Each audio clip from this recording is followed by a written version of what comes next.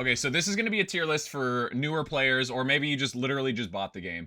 But I'm going to break down essentially how good every hero is when you first unlock them versus heroes that need more abilities. They need to unlock more. They need to unlock more paths for later. Paths are different ways of playing the heroes.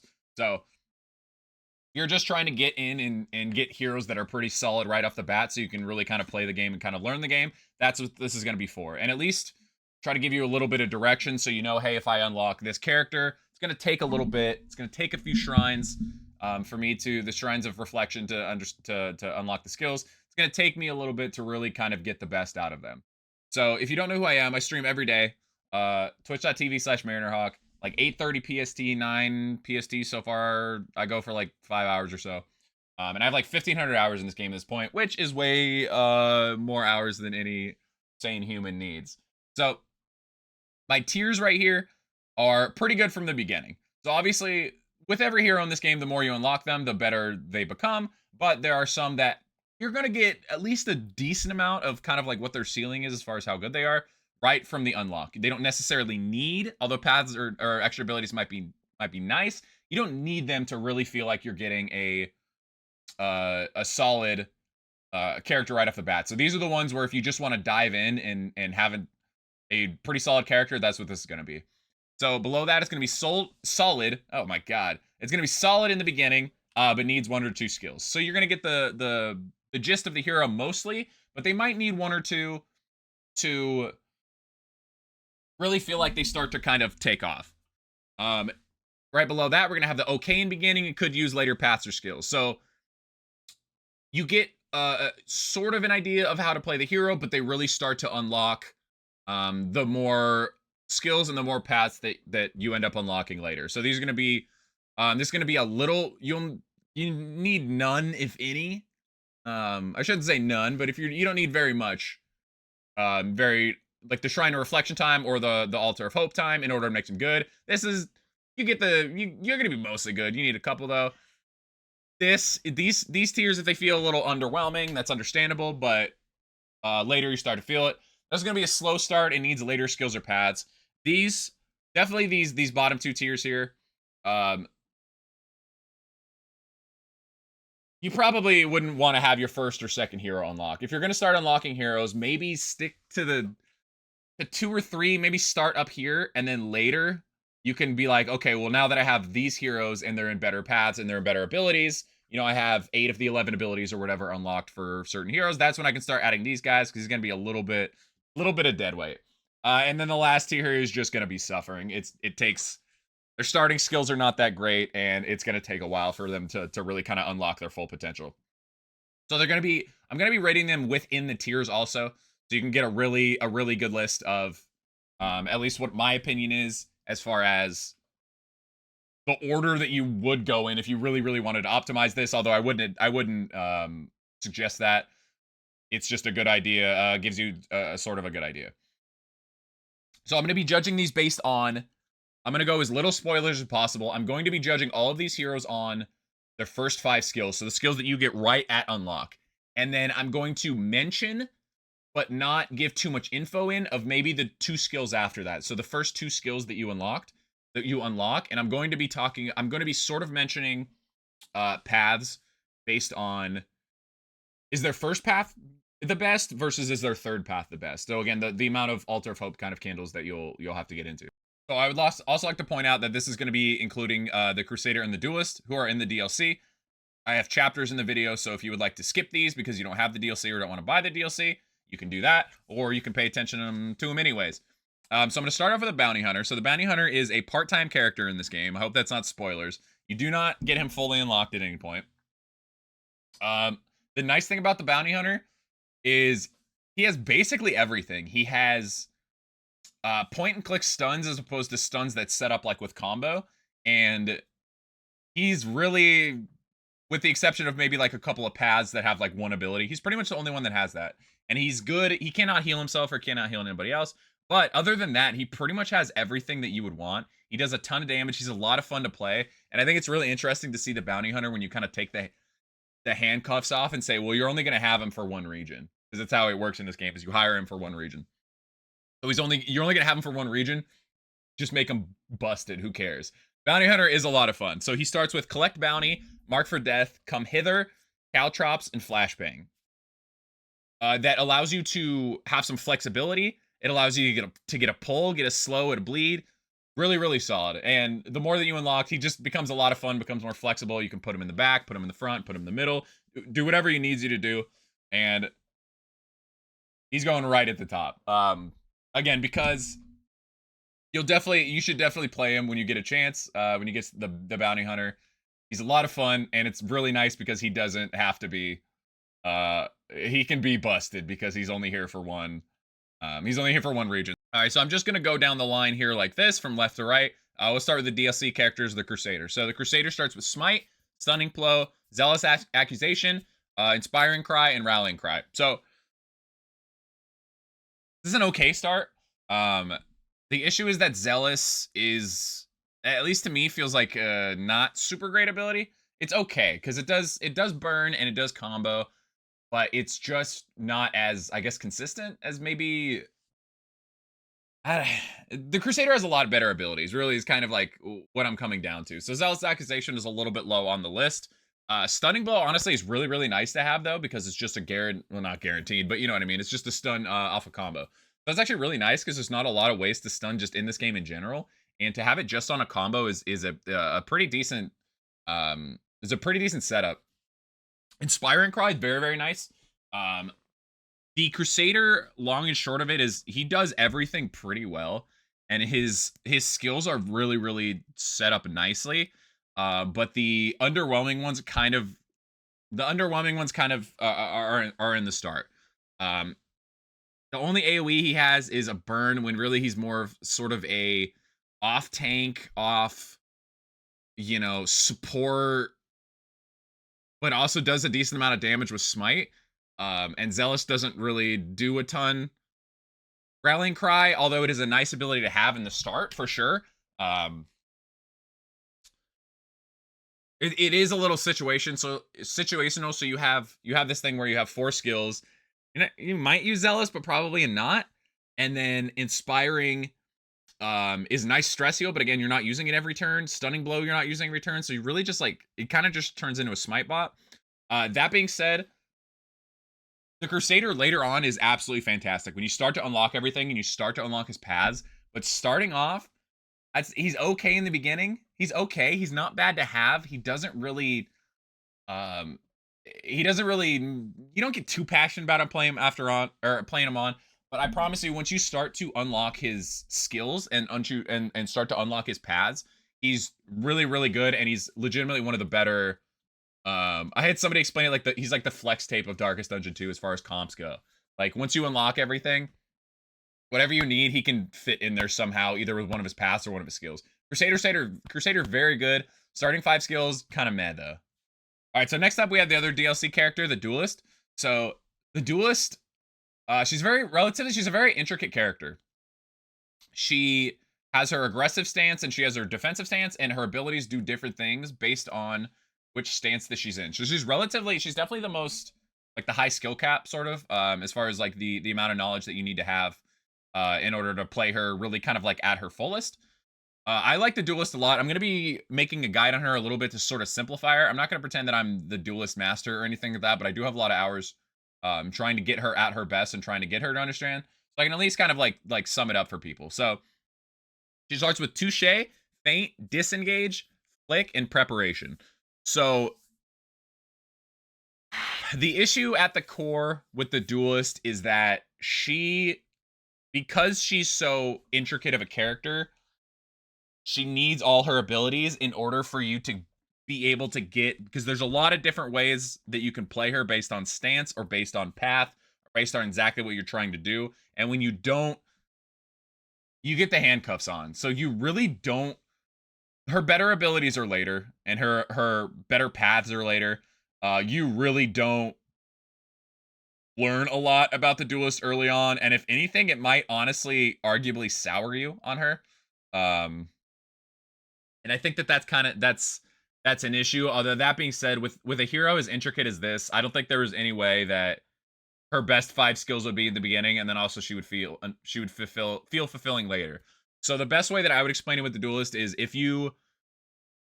um if you really like these like kind of more intricate characters, once you get her down the road, unfortunately it's going to be a bit of a slog to get everything unlocked for her, all of her paths and all of her skills. Um Down the road, is she worth it? I think so. I think she's fun, but I understand if people don't want to play her. Because of that, I understand. Her first path that you unlock with her is a very different than her normal path, so it's a little bit of like kind of like dropping you in cold water, at least in my opinion. So overall, although I do like the Duelist a lot, I really, really do like her. She's very, very tough. She has a very slow start.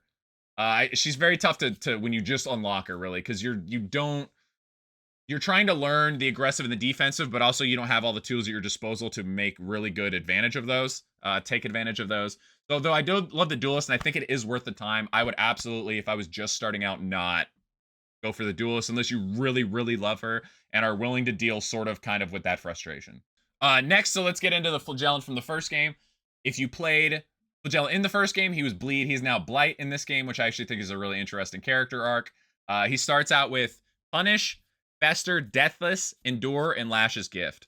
For what it's worth, I think down the road, I think the Flagellant's paths are the coolest, and I think they change him the most.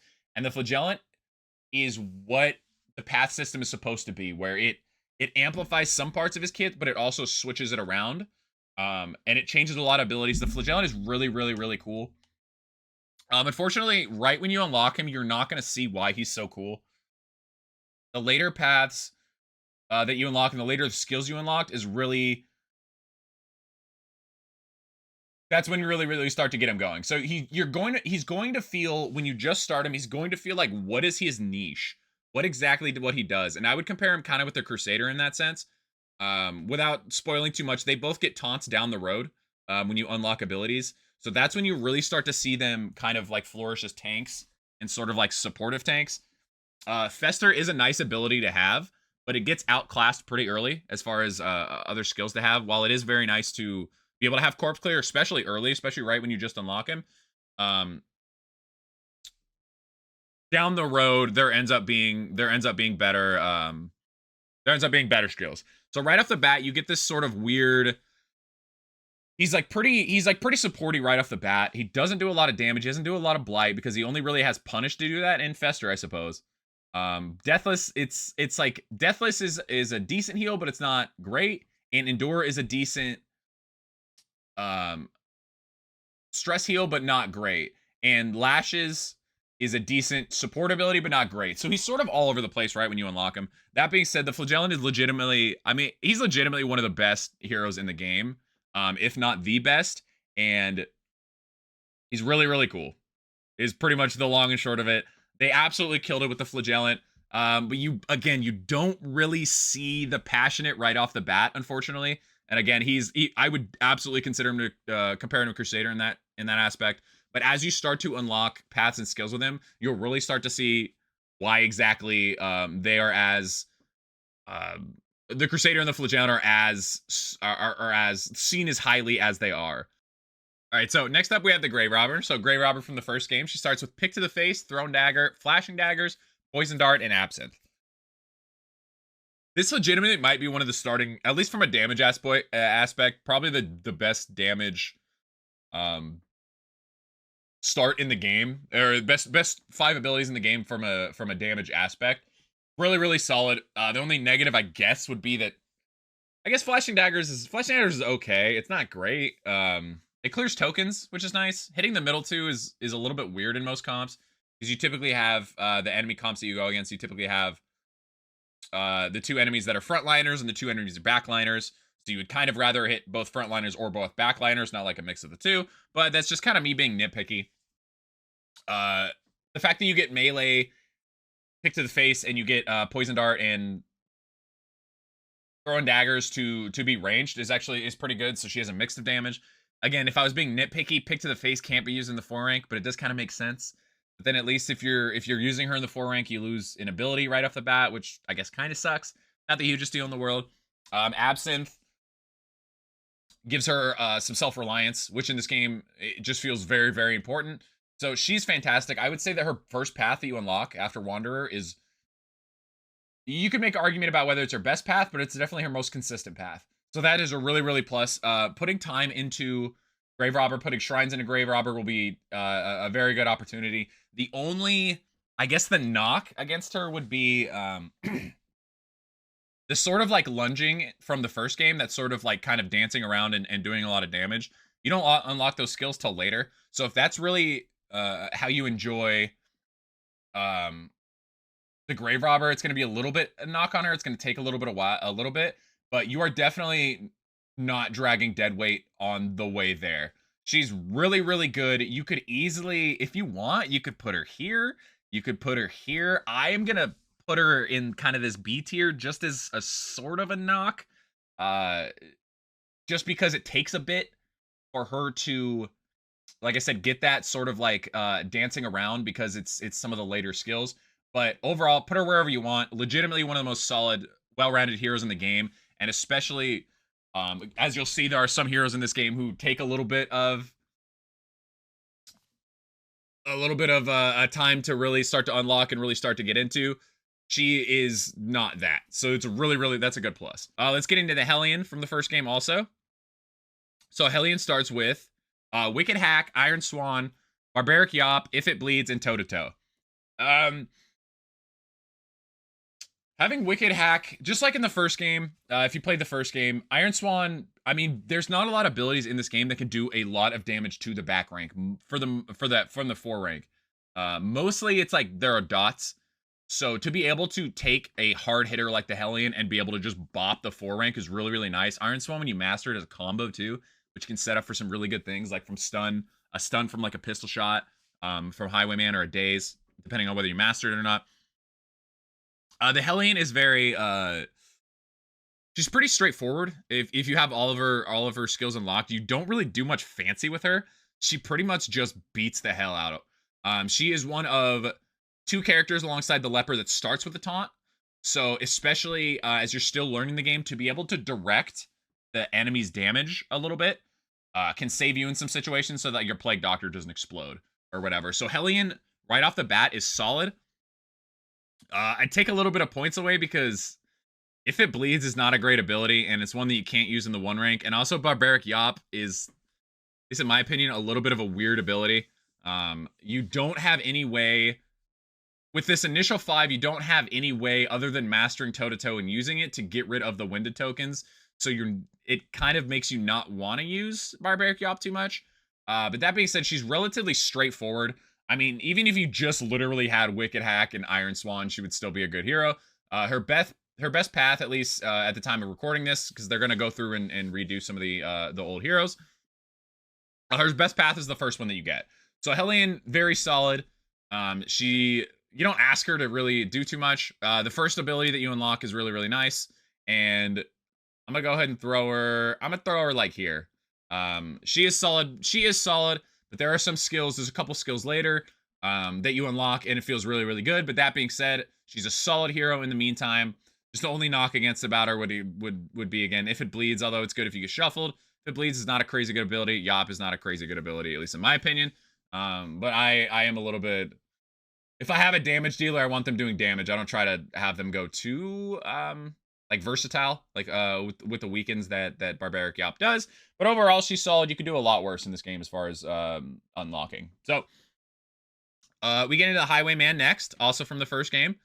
So he starts with Wicked Slice. I almost said Wicked Hack. Starts with Wicked Slice, Pistol Shot, Duelist Advance, Tracking Shot, and Take Aim.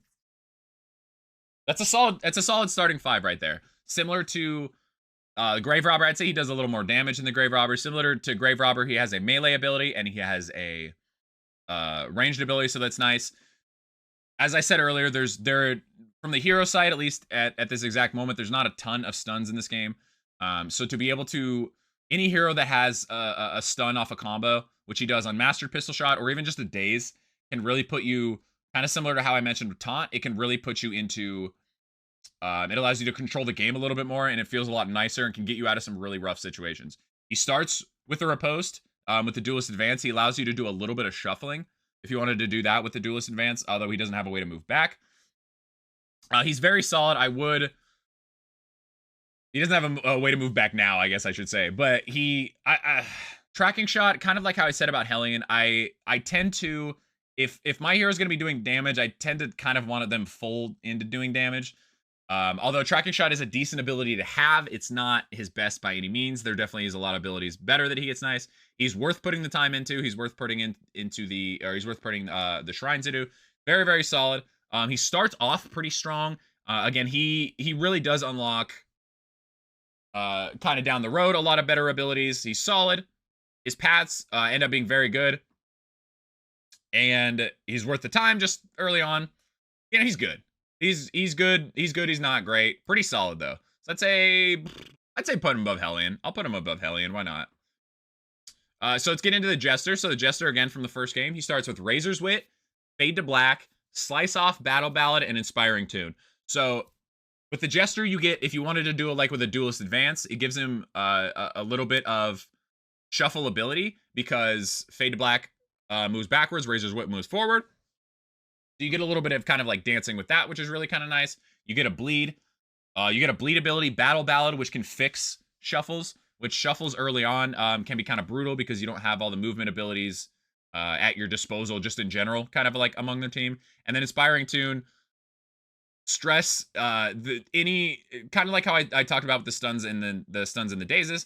Any way of getting rid of stress, and Jester is one of the best at it, but any way of getting rid of stress is like gold. It's like having gold in an ability to be able to put that on.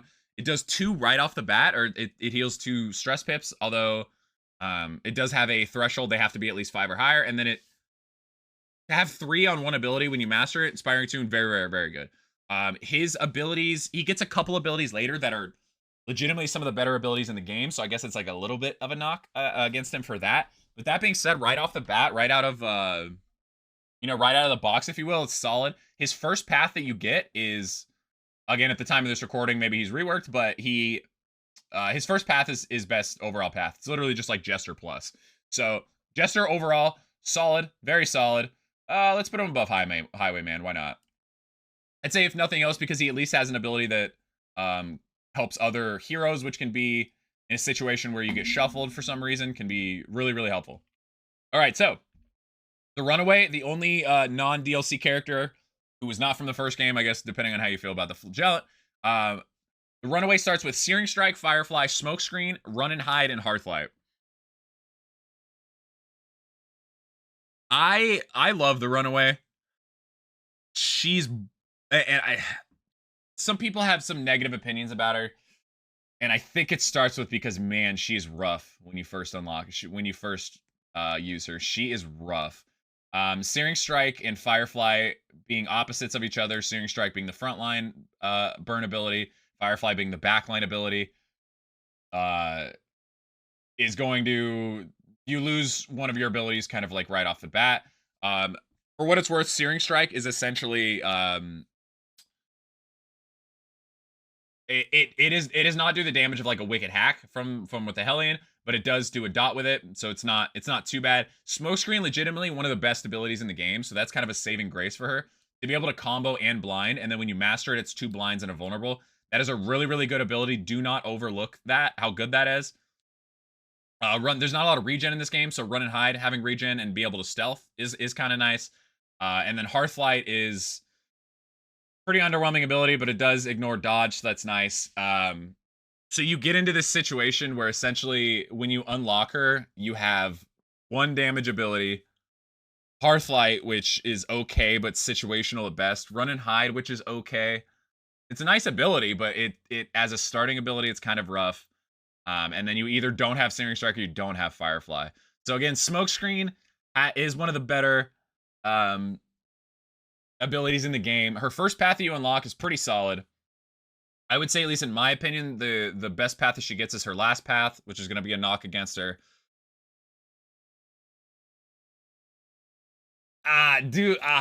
Unless you really want to try the new character, I would say do not unlock her super early. It's just, it takes a little bit to really, her better abilities.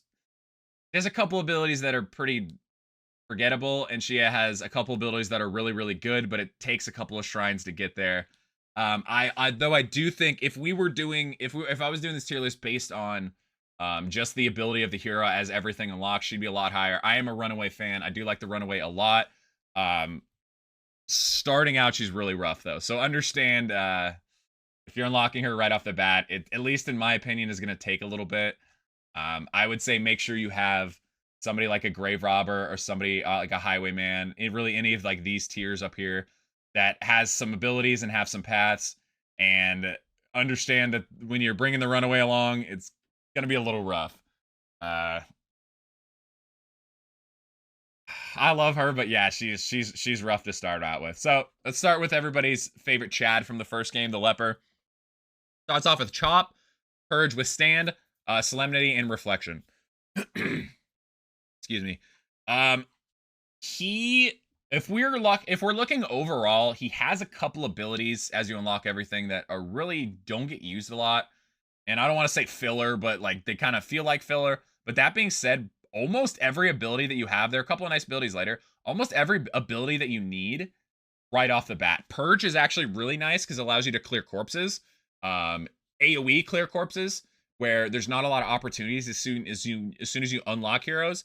Chop does a lot of damage. Withstand again alongside Hellion's toe-to-toe is the only hero that starts with a taunt. So that's really nice. And Withstand overall is a really, really good ability. Solemnity allows him to heal himself and heal health and stress, which is really nice. It gives him a little bit of self-sufficiency. And then Reflection allows him to deal with the frustrating blinds that he starts with.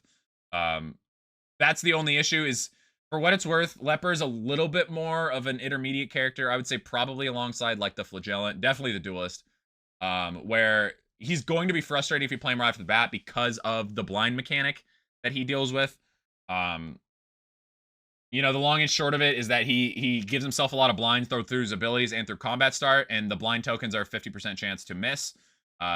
So if you want to bring him along, you want to bring him, you either have Reflection to get rid of those or have a lot of combos, which is where like a tracking shot from the Highwayman leans in. That being said, almost every ability that you get or that you start with is one that he wants with. So similar to the Runaway, if we are talking about overall strength of a hero, maybe he'd be in probably a lower spot. The Runaway would be higher, but based off just starting off, he pretty much out of the box is a, you know, pretty good. His best path, at least in my opinion, depending on how you like to play him, is his first path also. So you get a lot of value out of the Leper. You just have to deal with the frustrations of dealing with the blind tokens, and it's understandable if that does not feel worth it. But just for a hero that has skills that feel good in good situations and they're not super niche, Leper is definitely one of the better ones. Next up, we have our friend, the Occultist from the first game. He starts with Sacrificial Stab, Abyssal Artillery, Weakening Curse, Weird Reconstruction, our friend from the first game, and then Demon's Pull. So I would say that the Occultist and the Flagellant, I would say probably have the biggest glow-ups from the first game. I love the Occultist. He's probably my favorite hero in this game, just because when you get his paths unlocked, and you get all his skills unlocked, he's able to do a lot of different things and fill a lot of like kind of different roles. So to the devs' credit, they gave him abilities. He has the unchecked power tokens. So the unchecked power tokens, the long and short of it, are just tokens that he gets specifically, and they allow him to use some abilities down the road or buff his abilities. So you actually, although the negative is you don't really get to generate them super quick. Once you unlock all the paths and the abilities, you get to generate them a little bit more. You really only get to generate them with Sacrificial Stab right now. Although when you do master it, if you kill a combo target, you can get 2 unchecked power tokens, which is nice. As I was talking about earlier, there's not a lot of stuns in this game, so you have one on Demon's Pull. Demon's Pull Master with 2 unchecked power tokens, and Abyssal Artillery stuns both of the backline with 2 unchecked power tokens and Master Abyssal Artillery. So he has some interesting ways to put mastery tokens in. He has an interesting way to use the unchecked power tokens. So he's a decent start out. That being said, you really don't feel his full strength until later. Although he's solid right off the bat. And to his credit also, the first path that you get is a really, really good caster path for him. So you really, you get value out of like Weakening Curse better. Weakening Curse is, especially when you master it, is a really good ability just to have in your back pocket because it can get rid of crits. Very, very good. You could put him anywhere, depending on where you want to put. You could put him like low B here, or you could put him like, you know, mid C, something like that. I'm gonna put him mid C just because, as weird as it sounds, this is kind of a compliment to the later abilities that he gets, because that's when you really start dealing with the unchecked power tokens and you really start getting the interesting part of the Occultist. But his first 5 abilities, I probably wouldn't change them if I had to choose. They are solid abilities, not great, or, you know, not like the top of the top like some of his later abilities are. So really put him wherever you want. You're gonna get a he's definitely simpler when you unlock him, and then the more you get his abilities and his paths, he starts to become that a little bit more intermediate character. But even if you're just playing with the 5 skills, you're gonna get value out of the Occultist. The only knock would be unchecked power tokens is a little bit slow, but you can't have it all, right? With only 5 abilities when there's 11 abilities in the game. So Occultist, I love the Occultist, solid right off the bat. Could put him really anywhere around this range. There's nothing wrong with starting him and adding some stuff in. Next up, we have the Plague Doctor, our favorite nerd from the first game. And a starting character, she starts off with Noxious Blast, Blinding Gas, Incision, Battlefield Medicine, and Ounce of Prevention. Similar to the Grave Robber, which is, you know, intentional, is you lose Incision if she's in the 4 rank. So I will say, admittedly, that feels a little bad, although the understanding is that, so if basically you're not caught with your pants down if you get shuffled between the Grave Robber and the Plague Doctor. So a little bit of a knock for that. But Ounce of Prevention, I think anytime you have a prevention ability like this, you know, let's say you have 30% blight resist and then use it and you have 55, and then you still get blighted anyway. So it's kind of like, why did I even use that damn ability? So that's a little bit of an issue. That being said, Noxious Blast and Blinding Gas is really good, especially dazing on when you master it. It dazes the 2 backliners, which can in some situations be really, really good. So that's a nice ability too. You do get to be able to bleed with Incision or blight with Noxious Blast. So that's nice. Depending on the regions that you're going in, you might want to use one over the other. Battlefield Medicine, legitimately one of the better abilities in the game. So overall, Plague Doctor is very, very good. She's just well-rounded. That's pretty much it. She's just well-rounded. As you start to unlock abilities, there are some abilities that are, there's a couple abilities that you're going to take almost literally every time. Ounce of Prevention is pretty much gone like right off the bat. Although it is, maybe I'm a hater. I know there are some people who really, really love Ounce of Prevention. I'm a little mad about it. But that being said, she's a solid starting hero. As you start to put shrines and her paths, you get some really interesting paths. Her paths are good. They specialize her a little bit more, but make her very, very strong at that specialization. So I'd put her kind of like in the B tier. She needs 1 or 2 skills just because she has a couple skills that are really, really good to have down the road. But overall, starting pretty solid. And here we have our old friend here, the Man-at-Arms. So he starts with Crush, Rampart, Defender, Bolster, and Hold the Line. Very, very solid tank. The best tank in the game, in my opinion. I would say the best hero overall, in my opinion. Although you could make an argument alongside Flagellant, I would say also. The Man-at-Arms is just does what you need to. He's a tank. He does exactly what you need to. He gives you to be able to defend is really nice. There's not a lot of defend abilities in this game, so to be able to defend somebody is really nice. Bolster, kind of was talking about with the stress heal earlier. Also, there's not a lot of ways to stress heal in this game, so to be able to do that and give himself a guard, really, really solid. His paths are really, really good. The first 2 abilities that you unlock on him are really, really good. Overall, he's pretty front-loaded, sort of like Leper in the sense. I would say it's not as extreme as Leper, but front-loaded in the sense that like the abilities you get right off the bat are really good. To be able to full shuffle and just launch yourself to the front with Hold the Line. Not a lot of mobilizes early on. It mobilizes really nice. Overall, it does exactly what you need him to do. Really, really solid. I would put him probably I'd put him at like the front. The front of kind of like this B tier here, just because he has a couple abilities where he really starts to shine, but he's solid right off the bat. You understand his value as a tank. You understand what he's supposed to be doing. He has self-reliance off of Crush. can stun off a Rampart, off of a combo, or daze at least, which is another really nice ability. You can do the shuffle a little bit with him, kind of like I was just talking about with the Jester or with the Highwayman. So it allows you to, if you like the shuffling comps in the first game, allows you to do it sort of right off the bat. And that's pretty good. So to end this with Homegirl, the Vestal. She starts off with Hand of Light, Illuminate, Judgment, Divine Grace, and her defense Consecration. Her Consecrations, the long and short of it, is she plants it on a rank, and then at the beginning of turn of whoever is in that rank at that particular time, they get a buff depending on which Consecration that she uses. So the long and short of how to use Consecrations correctly is is like shuffle comps. So ideally, you would put it like the defense Consecration in the 2 rank, and then the Jester, on the Jester's turn, he would get the buff, and then he'd use Fade to Black, put like Highwayman there, and then the Highwayman would also get that buff. So it's not, you're putting it on the literal rank itself. You're not putting it on the Highwayman who's in the 2nd rank. You're putting it in the 2nd rank, and whoever, if they're in the 2nd rank, they get a buff. So you really start to understand that kind of down the line. Vestal's rough. She is rough when you start. Hand of Light, although I do think it's a decent utility ability, feels underwhelming. It doesn't do damage. It sets up, I mean, realistically, when you first start, it sets up for nothing. When you unlock all the paths and stuff, you do start to realize the setup. But when you first get it, it sets up for nothing. Illumination is an okay ability to have, but pretty quickly replaceable, kind of like Ounce of Prevention that I mentioned.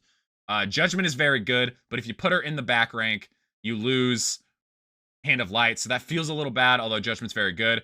Everybody on the face of the earth that's played this game has a opinion about the Vestal. I think the Vestal is a lot better than the average community thinks, but that being said, you do have to get her paths, and you do have to get her all of her abilities. Her first path right off the bat that you get, at least at the time of the recording, unless they've changed it, is good path in it's almost like a prototype path. Like it's good it's good, but it needs work. It needs to do a little bit better. So to have that be kind of the first unlock feels a little bit bad. But her 2 paths after that, I think that you unlock are solid. You get into this weird, she's like a weird sort of hybrid when you start to unlock kind of like her first couple of abilities, where it's like, do you put her in the front and then lose access to X abilities, or you put her in the back and lose access to Y abilities? So although, like I said, everybody on the planet has an opinion about the Vestal being maybe not great in this game. I mean, the Divine Grace, most other healing thresholds in this game are either 33%, like Solemnity. So if you're under 33%, you can use it. If you're over, you're not. Or they're under 50%, like Weird Reconstruction with the Occultist. Divine Grace is 25% unmastered, and it's 33% mastered. So people have a lot of opinions about that. That's understandable. That does hopefully need to change.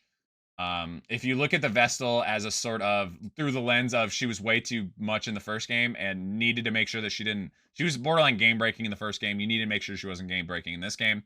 I think it's understandable. That being said, she's not great starting. Judgment and then just having Divine Grace in general do sort of save her. The defense Consecration is good, is very, very good also. Alone, it's kind of weird. There's a path later that does some good stuff with it, and then there's other abilities that you unlock also. But right off the bat, she is kind of tough. So that is the tier list. If you really want to unlock heroes or put time into heroes, you can obviously start with any of the starting heroes pretty much. You could go Leper, but if the blind is too frustrating, there's nothing wrong with going to Man-at-Arms. If you really like damage a lot, depending on Grave Robber or Highwayman, you could go either one. If you like Shuffle, you can go the Jester. If you just like, again, damage, you can go Hellion damage kind of / tank. Every ability or every hero in this game, I would say, is viable, is worth playing, but this is just based on how front-loaded they are, sort of right when you unlock them. Again, I stream every day at twitch.tv/MarinerHawk. If you have any comments or if you have any questions or anything like that, or you want to tell me that my tier list is shit, that's fine. I'll just tell you that you're shit too. If you have any questions, I love helping new people in this game. I think this game could really benefit from at least having somebody to guide you sort of in the right direction. So you don't say, "Oh, I put all my time into making, getting unlock for X and I wasted my time. Wow, I hate that. I'm going, if I don't already, as you're watching this, I'm going to be adding a few different new players guides just to give people a sort of direction in sort of how to most efficiently kind of spend some of their candles or spend some of their time. Although I don't think that you should follow this to a T by any means. This gives you sort of an idea. And if you say, all right, well, to hell with this guy, I want to play the Flagellant. To hell with this guy, I want to play the Duelist, go for it. But this will steer you sort of in the right direction. So either way, I appreciate you for watching. I hope you have a nice day. And again, you're welcome to always comment and come by my stream if you have any questions, if you have any concerns, whatever. But I just want to say that thank you again, and I hope you have a nice day.